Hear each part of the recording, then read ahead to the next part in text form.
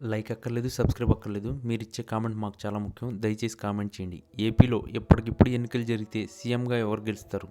Chandrababu CM, Jagan CM.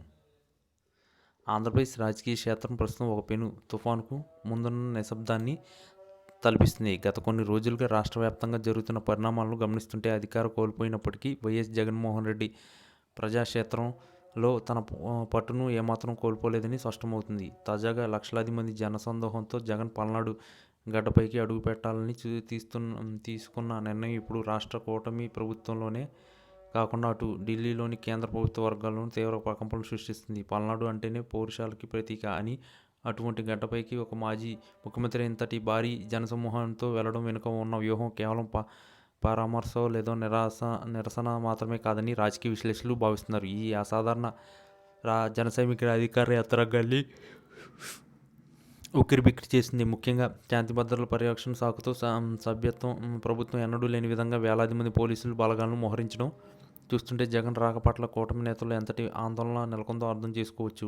Jagan వెంటనే లక్షల మంది జనం నడుస్తుండటం అంటే అది ఒక సాధారణ రాజకీయ ర్యాలీ కాదు, అది ఒక తిరుగుబాటు సంకేతంగా కనిపిస్తుంది. సాధారణంగా ఎన్నికల అనంతరం ఓడిపోయిన పార్టీలు కొంతకాలం పాటు సబబుగా ఉంటాయి. కానీ జగన్ అందుకున్న భిన్నంగా నేరుగా ప్రజల్లోకి వెళ్ళడం, అది కూడా అత్యంత సన్నిహితమైన ప్రాంతమైన పల్నాడును ఎంచుకోవడం చర్చనీయాంశమైంది. ఈ యాత్ర వివరాలు తెలిసినప్పటి నుండి ఇటు రాష్ట్ర సచివాలయంలోనూ ఇటు కేంద్ర నిఘా వర్గాల్లోనూ హాట్ టాపిక్గా నడుస్తుంది. అంత భారీ స్థాయిలో ప్రజలు స్వచ్ఛందంగా తరలిరావడం అనేది ప్రభుత్వ వ్యతిరేకతను ప్రతిబింబిస్తుందా లేక జగన్ పట్ల ఉన్న సానుభూతిని చాటుతుందా అనేది సందిగ్ధంలో అధికార కూటమి కొట్టుమిట్లాడుతుంది. పల్నాడులో అడుగుపెట్టముందే అక్కడ రాజకీయ వాతావరణం వేడెక్కింది.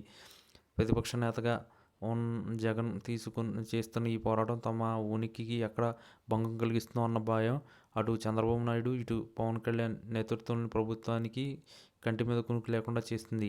కేంద్ర ప్రభుత్వం సైతం ఈ పరిణామాలను నిశ్చితంగా గమనిస్తుంది. ఒక రాష్ట్రంలో భారీ ఎత్తున ప్రజల్లో రోడ్డుపైకి రావడం, అది కూడా ఒక బలమైన నాయకుడి పిలుపు మేరకు లక్షలాది మంది కదలడం అంటే అది జాతీయ స్థాయిలో కూడా చర్చకు దారితీస్తుంది. ఈ నేపథ్యంలో జగన్ పల్నాడు పర్యటనను అడ్డుకోవడానికి లేదా నియంత్రించడానికి ప్రభుత్వం చేస్తున్న ప్రయత్నాలు కాస్త బెడిసికొట్టేలా కనిపిస్తున్నాయి. ఎందుకంటే జగన్ అడుగు ముందు పడే కొద్దీ జనం నిరాజనాలు పలుకుతారు. ఈ ఉధృతిని చూస్తుంటే రాబోయే రోజుల్లో ఏపీ రాజకీయాలు మరింత రసవత్తరంగా మారే అవకాశం ఉంది. కూటమి ప్రభుత్వం అధికారంలోకి వచ్చిన తక్కువ సమయంలోనే ఇంతటి ప్రతిఘటనను ఎదుర్కోవడం వారి పరిపాలనా దక్షతకు ఒక సవాలుగా మారింది. పల్నాడు పర్యటన ద్వారా జగన్ తన బలాన్ని నిరూపించుకోవడమే కాకుండా ఢిల్లీ పెద్దలకు కూడా ఒక గట్టి హెచ్చరిక పంపాలని భావిస్తున్నారు. జగన్ వేస్తున్న ప్రతి అడుగు కూటమి గుండెల్లో రైలు పరిగెత్తిస్తుంది. ఒకవైపు అభివృద్ధి మంత్రం జపిస్తున్న ప్రభుత్వం, మరోవైపు జగన్ సృష్టించిన ఈ జలసాగు ప్రపంచాన్ని ఎలా తట్టుకోవాలో